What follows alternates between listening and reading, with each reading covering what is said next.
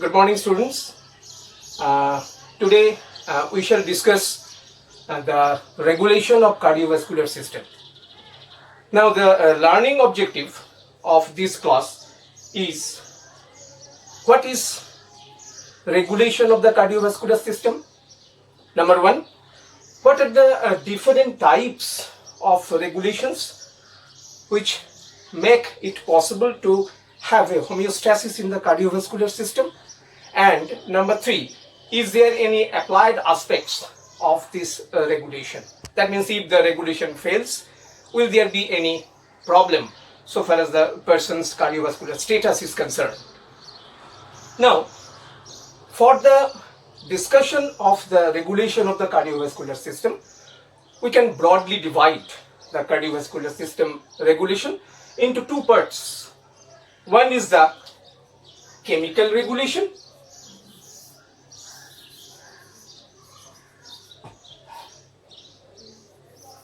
and the second one is the neural regulation.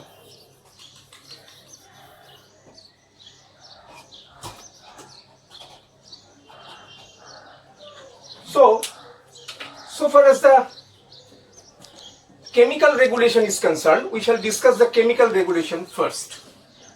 Now, this chemical regulation means there are different types of chemical substances, be it hormone or neurotransmitters, which play pivotal role in the regulation of the cardiovascular system. And these chemicals may act in two fashions. One is the paracrine fashion, another is the endocrine fashions.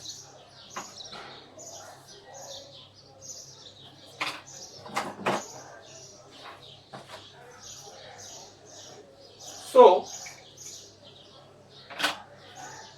this chemical regulation may act in two ways. Number A, paracrine, and number B, endocrine.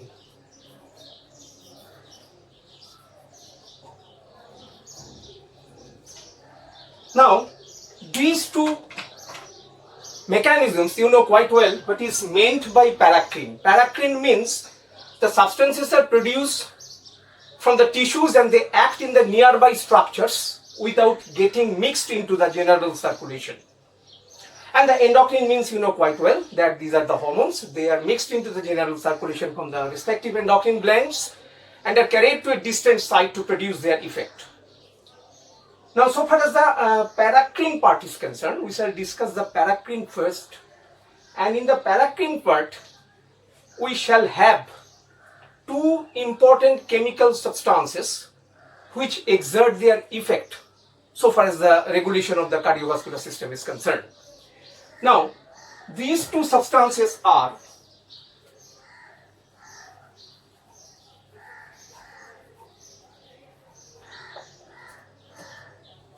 the paracrine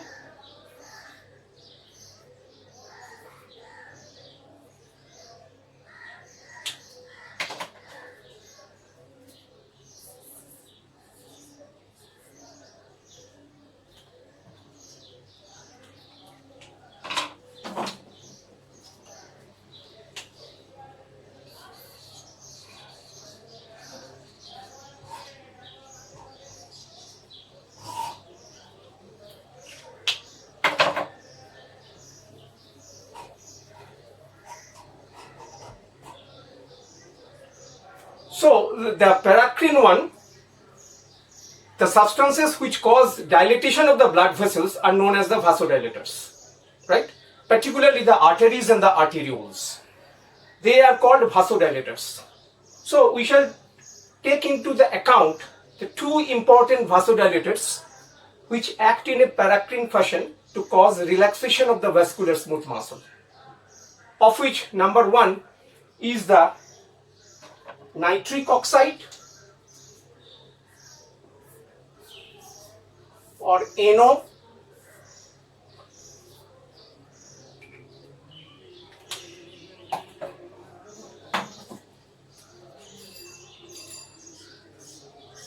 nitric oxide, and number 2 is the prostaglandin I2 or PGI2.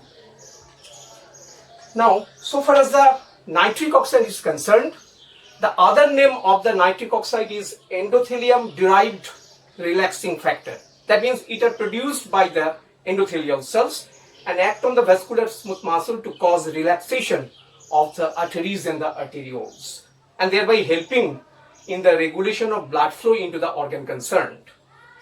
So this is a vasodilator which is produced by the endothelial cells and act on the vascular smooth muscle, that is produced from the endothelial cells and acting on the vascular smooth muscle of the same blood vessels or the blood vessels in the nearby region, and thereby causes relaxation of the vascular smooth muscle. If this be the fact, then the nitric oxide is acting as a vasodilator. Similarly, prostaglandin I2, which is produced by the endothelial cells too and acting on the vascular smooth muscle to cause relaxation of the blood vessels.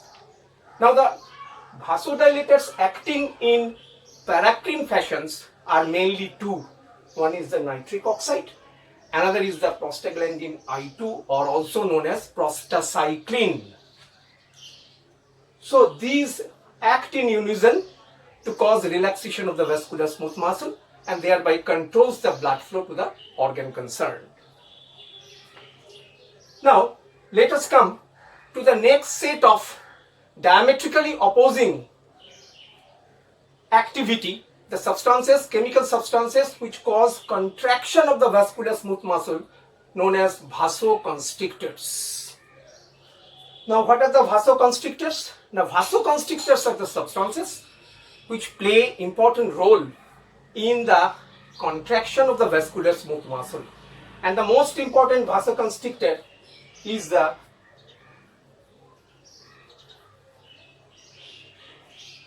endothelin.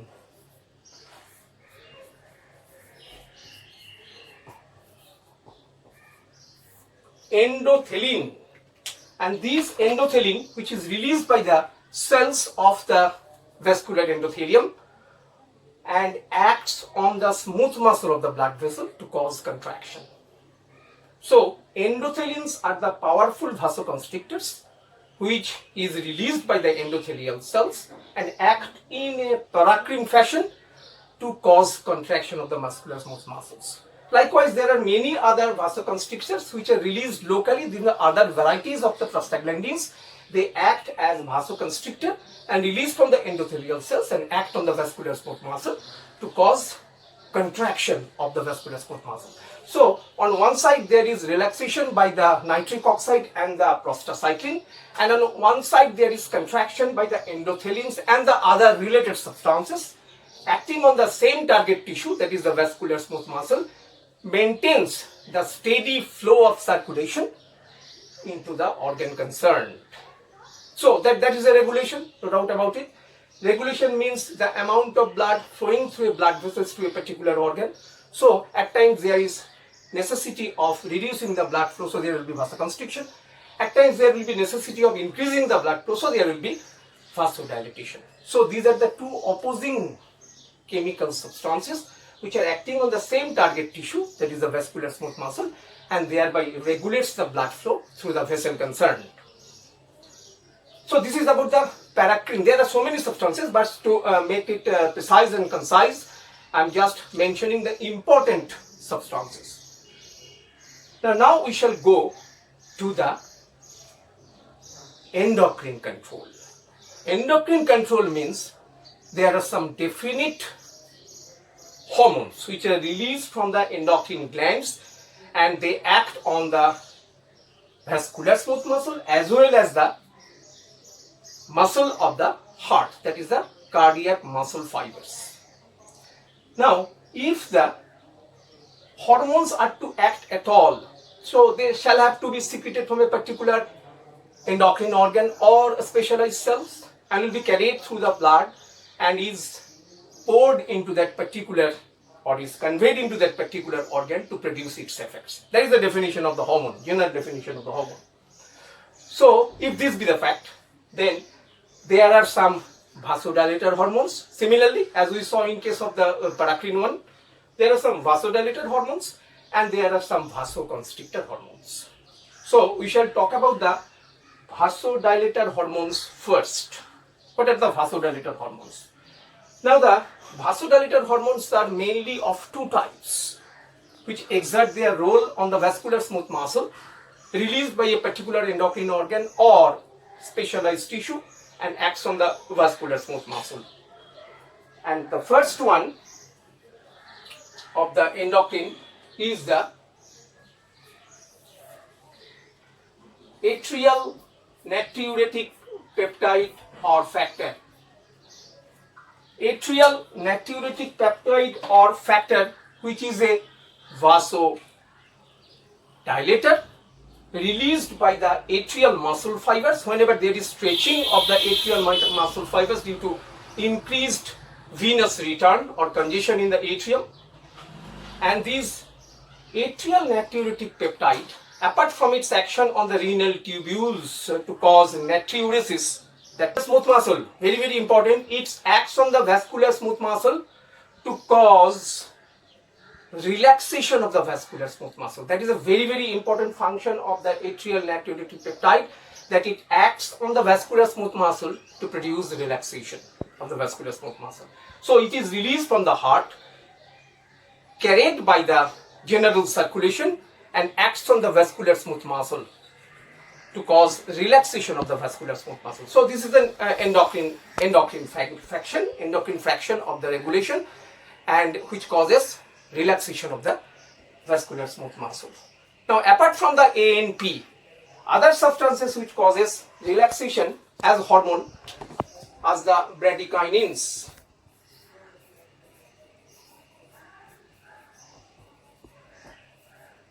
Though these bradykinins may act in a paracrine fashion, but the majority of the bradykinin are mixed into the circulation and is acting, or rather act on the vascular smooth muscle to cause the relaxation of the vascular smooth muscle.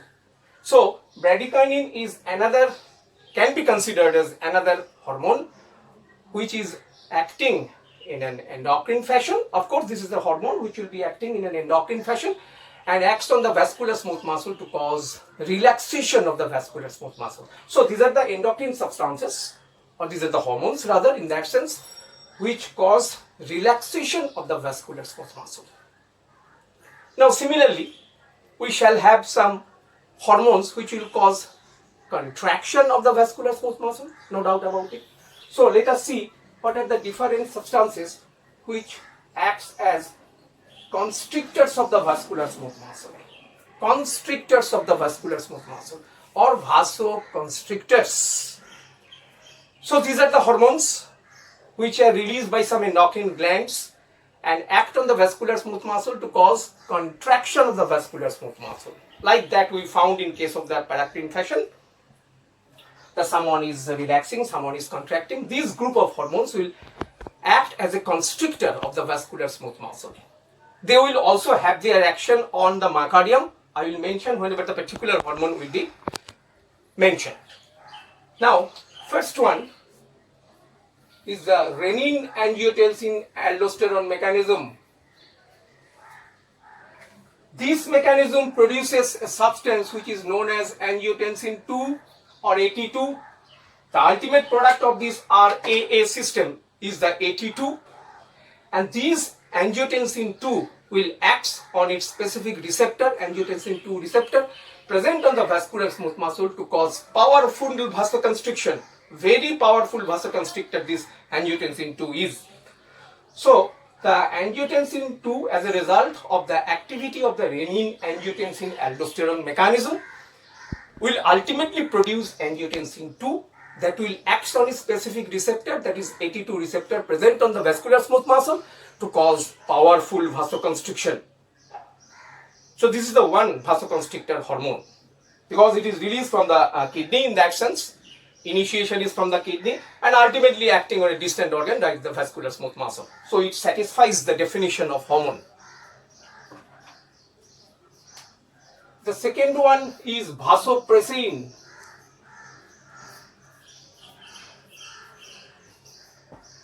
Vasopressin, also known as the antidiuretic hormone, whenever it is acting on the kidney.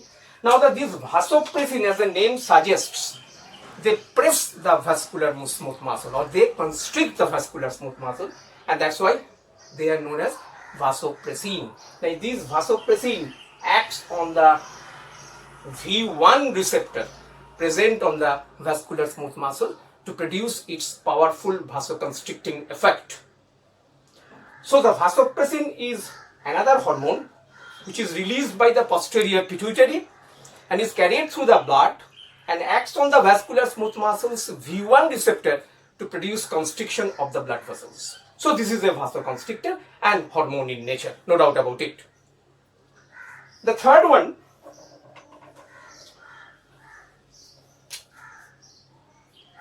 are the catecholamines.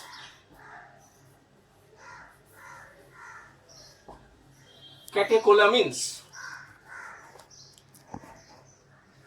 that is adrenaline and noradrenaline. Dopamine is also included among the catecholamines. However, we will discuss the effects of these two substances, particularly the adrenaline and the noradrenaline. So whenever there is any adrenaline release from the suprarenal medulla as a result of sympathetic stimulation, so what will happen? That adrenaline will act directly on the myocardial fibers, beta 1 receptors of the myocardial fibers, to cause contraction, increased contraction of the myocardium. Force of contraction will be increased, the heart rate will be increased too, as a result of which there will be change in the cardiac output. That there will be increment of the cardiac output which will satisfy the need of blood supply to the organs. So for example, during exercise, whenever the person is exercising, so there is an increased need of supplying the blood to the muscles, exercising muscles and other organs whatsoever. So there will be release of adrenaline from the suprarenal medulla which will act on the beta 1 receptors present on the myocardium and will cause contraction of the vascular smooth muscle. Which will cause contraction of the myocardium, force of contraction, and the rate of contraction will also be increased, as a result of which there will be increased cardiac output. On the contrary, the noradrenaline, whenever released, is having action mainly on the blood vessels because it is acting on the alpha receptors, and the alpha receptors are predominantly present in the vascular smooth muscle. So as a result of action of the noradrenaline, there will be constriction of the blood vessels, because whenever noradrenaline acts on the alpha receptors, then there will be contraction of the vascular smooth muscle. So it is acting as a vasoconstrictor, as I told you earlier, the different substances acting as a vasoconstrictor. So whenever the catecholamines come into the picture changes. It is not only acting on the blood vessels, it is acting on the myocardium too, particularly the adrenaline, which acts on the beta 1 receptor of the heart, cardiac muscles or myocardium, and causes increased force of contraction, and the rate of contraction is increased. On the contrary, the noradrenaline, which is simultaneously released not only from the adrenal medulla but also from the postganglionic sympathetic nerve fibers, it acts on the vascular smooth muscle, alpha receptors of the vascular smooth muscles, and produces vasoconstriction. On the contrary, dopamine, whenever released, is a potent substance which causes increased contractility of the myocardium. The action is similar to that of adrenaline, but the same dopamine, whenever acting on the renal vascular bed, that means in the kidney, it produces vasodilatation. This diametrically opposite fact can be described by the presence of different types of dopamine receptors in these two areas. There is one in the myocardium, another is the renal vascular bed. So we are just going to conclude our session by saying that there are different types of chemical substances which are present in our biological system, and they act either in a paracrine fashion or endocrine fashion to control the regularity of blood supply to different organs by adjusting the tone of the vascular smooth muscle and by also adjusting the state of contractility of the cardiac muscle fibers so that the adequate amount of blood is supplied to that particular organ, or the blood pressure is maintained in such a manner that the organs are perfused adequately, and if there is any necessity of changing the blood flow, then the chemical substances